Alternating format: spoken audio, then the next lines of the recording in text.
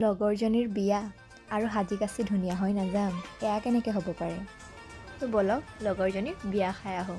এয়া আমি গোটেইবোৰে ই ৰিক্সাত উঠি ল'লোঁ। সিহঁতে গোটেইবোৰে বহুত ধুনীয়া হৈ আহিছে দেই। এয়া আমি বিয়া ঘৰ আহি পালোঁহি। আহি পায়ে আমি খোৱাত লাগি গ'লোঁ।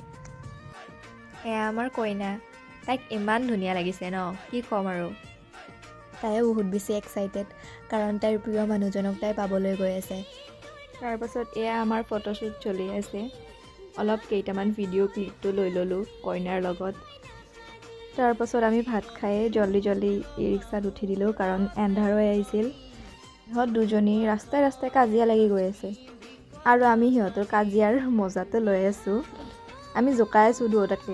এয়া সিহঁতৰ ঘৰ পালে, সিহঁতৰ ঘৰ ওচৰতে আছিল, সেইকাৰণে তাতে নামি দিলে সিহঁতে। এয়া আমিও মিৰ্জা আহি পালোঁ। মিৰ্জাত মোক কিবাকিবি বস্তু অলপ ল'বলগীয়া আছিল। বস্তুখিনি লৈয়ে জল্দি ঘৰলৈ আহিলোঁ। ভিডিঅ'টো ইয়াতে সামৰিলোঁ।